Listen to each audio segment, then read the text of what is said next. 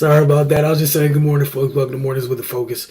Wilson Tarpe Jr. Good to see y'all this morning. Just a reminder, every morning between 9:30 and 10 a.m. we get this started. Monday through Friday at least. I'm sure there'll be sometime during the remainder of the year where we go Saturday mornings depending on what's going on. Make it simple. If it's your first time here, it's just an open discussion each and every morning. Got some pre-selected topics that we try to get through. Outside of that is on you guys. I know we tried to open lines for a little bit yesterday. Try to do that again today, depending on what's going on.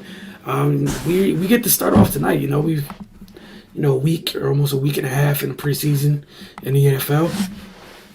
Tonight we have the first preseason game in our Hall of Fame game. Jags-Raiders tonight. In terms of players to look for. I don't expect to see too many starters for either team out there. I know at least the first player that comes to mind for me personally, I'm interested in seeing Zamir White, running back for the Raiders. Other than that, we're just looking at each team's depth to see what's there. We know teams barely make it, 6 or 8 weeks without suffering some type of injury. To key positions, to a key position, let alone 17 weeks. Depth is a requirement, and quality depth is kind of the difference between the teams that are able to get through the season well, teams that are able to make a run. It's just a sign of good teams. Quality depth, it's better to have it and not need it than need it and, you're lacking. Find out that you're lacking at a very, very large level. So again, Jags-Raiders tonight. Hopefully you guys, it's not too bad of a preseason game. Good thing is, once we get to the Hall of Fame game, you're usually, a week away from the rest of the games going off. Got to remember it's 3 preseason games now, not 4. I'm sure we'll see some joint practices and whatnot next week, about at that point of preseason. And honestly, sometimes the joint practices, there's more to take away from those than some of the preseason games. So that's also something to keep an eye on for those of you, whether it's your respective teams or other teams around the league. One of the things I wanted to get into a little bit today, just talk about some folks that are making noise in camp. And then after that, open the lines. And again, feel free to hit the comment section. Share your thoughts. So I guess I just ask you guys right now, who are some players that you guys feel are standing out and standing out in camp thus far? Again, we're only like 7-8 days in camp, man. It's not the if you don't hear a name, it doesn't mean they're not doing well or anything like that. It's impossible for me to know exactly what's happening in every camp, seeing that I am not physically there. But just went around, compiling names that I've heard enough from beat writers that are covering the team, and it's kind of where I really stick with. I don't really care about the folks that are making quote-unquote noise on the national level. I kind of ride with the beat writers, the folks that are around the teams each and every day, because there's no reason for them to. There's less reason, for the most part, to say stuff just to be saying it, especially with some of the names that come out, right? One of the first guys wanted to touch on Romeo Doubs from the Packers. They took Christian Watson first, and they doubled back and got Romeo Doubs a little bit later. I think the paraphrase a quote from Aaron Rodgers was, "It's rare to see a rookie kind of have several plays already," and he's huge for them because it's they kind of went with height, weight, speed with both of the wide receivers they took this year. Doubs having played at Nevada, I believe. And then, Watson having played at North Dakota State, formerly at one point with Trey Lance. But again, that's a good sign. You have Sammy Watkins is kind of sort of the only vet in that room now. I'm sorry, along with Alan Lazard, because they lost several people, right? You lost, now I'm gonna forget. You lost Marquez Valdez-Scantling with KC. Equinemius St. Brown is with the Bears. So you had to add some more to your receiving core, and again, going with the height, weight, speed thing, man, it's never a bad thing. It's good to see him. Folks say he's making wild plays, and also to have Aaron Rodgers sign off on it, it's not a bad thing at all either. Um, After that, there's a couple wide receivers here, so just bear with me on that. Gonna move on to we're gonna stay at this position, but gonna move on to George Pickens. Coming out of Georgia, he's on the Steelers, and it makes sense, man. The Steelers, they're always rich in that regard in terms of drafting wide receivers and getting quality wide receivers. George Pickens is the guy. Had he stayed healthy, probably a top 10, top 15 pick, man. It wasn't a talent issue at all. It was just, health. That said, I still think he got drafted far below where he should have went. But, of course, it makes sense that the Steelers wouldn't let him pass them. He's been making insane catches in camp thus far. I'm talking about every other day. You're seeing a new clip of him doing something absurd. But it's also something, we've seen in college. It's nothing that is nothing new or nothing that should be shocking anyone that watched him in Georgia, that knew the type of talent he had in college. So it's good to see that, and obviously for the Steelers, it's somebody who looks like right now can immediately come in and add to a wide receiving core that already has two very talented players in Chase Claypool and Deontay Johnson. Excuse me, another guy, Brandon Ayuk. We know the national news. Debo just signed his extension, so he just got to camp. They're ramping up slowly. All right, and that's all well and good. Take that away. Brandon's been acting a fool in camp since camp opened. He had to spend another off season working with his quarterback, talking about Trey. They spent a lot of time together, and Jimmy Ward was talking about their connection yesterday. A couple days ago, him and Fred Warner kind of went at it. Folks had fights at camp all the time. I think Brandon said something on NFL Network about it. Wasn't anything with Fred essentially, but just that defense has been kind of putting their hands on that offense, and Brandon felt like just somebody had to step up for the offense, and he's been doing that. He's been in camp, going to battle with Charvarius Ward, Manuel Mosley, Jimmy Ward, what have you. And again, like Pickens, some outstanding highlight grabs almost every day. Multiple people in attendance talking about this. So it looks like he's headed in the right direction, which would be, what is this, his third year, I think. So it's usually about that time for young players where the light bulb, instead of flashing a couple times, it's on. So we'll see how that goes. You guys know how folks here feel about this young man and Derek Stingley. Not surprised he got drafted where he got drafted. Shout out to the Texans for not wasting any time with that selection at all. As advertised, man. As advertised. Shocking to no one. As advertised. Kid moves different because he's just different. He was different at LSU. You're not supposed to go to that school, start that early, look that good amongst the teammates that were already on their way to the league, and you look like the best prospect hands down. Again, just all I got to say, as advertised, it's the real deal. And the Texans, shout out to them. Had a sound veteran defense last year, blue chip prospect, and they're seeing immediate returns on that investment in camp, which bode well as the regular season starts. Got Miles Sanders of the Eagles. It's good to see him having a good camp, and hopefully, the Eagles remember the type of player he is and figure out how to use him a bit better to get that offense flowing in the right direction this year. You got Kadarius Toney from the Giants. He had a solid year last year, was in and out the lineup. He's going off at camp this year. Don't know who their quarterback's going to be. It's another story for another day, but big performances by Kadarius Toney.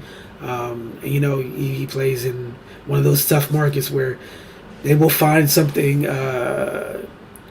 It's easier for them to find something negative than positive to say in that market specifically. So credit to him for that. We got Elijah Moore, wide receiver on the Jets. Building off a good year last year, is abusing folks at camp this year. Allen Robinson with the Rams, I think we've mentioned him earlier this week. It's a big piece, man. Again, I know they're in the. I'm going to have to watching games this year. I'm going to end up having to see that gentleman a couple times against the team that I root for. However, I think it's one of those just everyone should end up remembering who he is and who he was. Like he's been through some things in terms of the quarterbacks he's played with, things of that nature, the offenses he's been in, the state of the teams he's been on. Going to the reigning Super Bowl champs, and you're playing opposite Cooper Kupp. They should raise hell together, honestly. You got Tua, Viola. Shocker, he's in camp, and a lot of people, it's a big year for Tua, all this other stuff. Look, man, just having a coach that actually, wants you goes a long way. A scheme that kind of fits what you do. I've seen numerous clips of him airing the ball out. And then the thing, he's doing this stuff on time in that offense. Not going to lie, I've been jealous. Seeing that offense run at times by someone who doesn't throw the ball deep at all. And Tua's letting that thing go. Just a reminder, like we saw him do this in college when he had nothing but track stars at wide receiver. They were throwing the ball deep at Bama, regardless if it was him, McCorkle, Jalen, whoever. They had advantages on the perimeter, and they all had to end up throwing the ball deep at some point in time. And Tua's doing well. Sticking with quarterbacks, Davis Mills, Texans. The reason they didn't go into this draft and get a quarterback, they feel like they have one. I feel like they have one.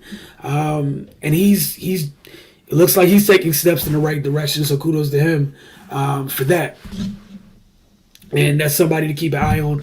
I'm sure we'll have a show here at some point. We talk fantasy football, that other stuff. Not getting into even getting into all that, but it's good to see Davis Mills taking those steps, carving up that defense. Rashad Bateman, wide receiver for the Ravens. Everyone knows they let go of Hollywood Brown. I don't think the Ravens are really too bothered by it.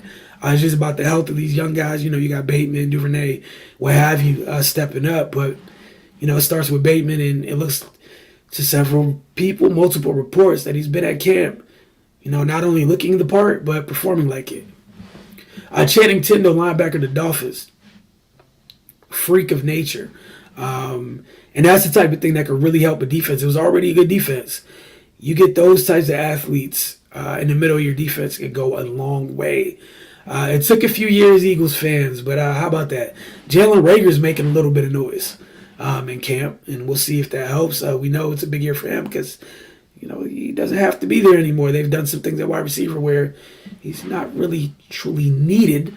It's on him to prove that they can't afford to let him go. So we'll see if he's able to continue to have a strong camp, just to keep an eye on that. Christian Barrymore for the Pats. Not shocking. The Patriots stay with defensive linemen that create havoc. Two youngsters on the Titans. On each side of the ball, we got Traylon Burks and then Roger McCreary. I know they've been going at it, but two young guys battling not only each other, but some of the vets on their team on the respective opposite sides of the ball. But their names have come up quite a bit. Again, folks, what never hurts is when your team and your draft picks can contribute immediately, especially when, Burks, you're sliding into, everybody knows what you're sliding into. A.J. Brown used to be here. The Titans were the only team that ended up trading their young wide receiver that wanted an extension. Again, another story for another day. That said, they get somebody like Traylon Burks where it could end up being, we're not too sure, but remember with the Vikings when, they got rid of Diggs or what have you, and then ended up getting Jefferson to right afterwards, Justin Jefferson, which was huge. Obviously, we're not saying Justin Jefferson to Stephon Diggs, but talking about the gap, it wasn't a big gap in talent. They filled it with another young dynamic receiver, and look at the company that Justin Jefferson keeps. We don't even talk about him with his peers for the most part. His peers are in that upper echelon conversation of wide receivers, which is huge. And I'm not saying Traylon is that, but in terms of what they bring to the table, it's interesting. They get somebody's, it's similar. If he can, if he proves to be who some of us think he is. The Titans did a good job, right? And then lastly, Baker Mayfield seems to be finding his legs a little bit with the Panthers over the last couple of days. So we'll see how that turns out. Obviously, he's in a competition with with Sam Bradford.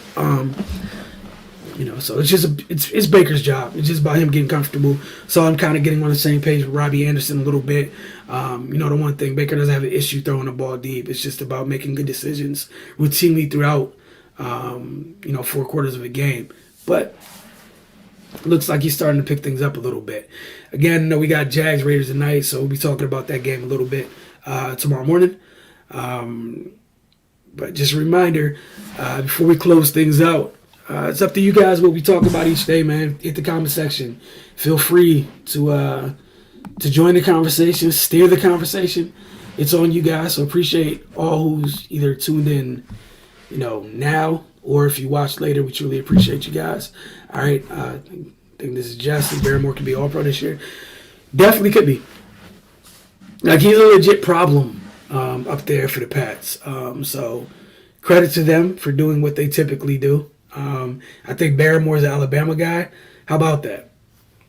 They keep feeding defensive linemen to this league. And it seems like more often than not, those guys end up panning out. Like a ton. Really panning out a ton. Give Justin a couple minutes. Anybody else that wants to jump in the comment section before we close things down. So, man. But yeah, camp's been fun, man. And also, the Texans' red helmets, I'm a fan. Not gonna lie. Hey, they got me. Really like the red helmets for the Texans. Don't know how often they're gonna wear them, but need to see them more often than not. Would like that very, very much. Again, Hall of Fame game tonight, and hopefully you guys enjoy it. What I'll do for a little bit, maybe. Nah. What I'll do tomorrow, we'll probably just open the lines a little bit tomorrow. See if you guys want to come in, just talk. We'll do that at the beginning. So if you guys got some topics, just scribble them down, and try to have you guys in here to talk about it tomorrow. But again, you guys enjoy the rest of your day. We truly appreciate it. And we'll see you guys soon.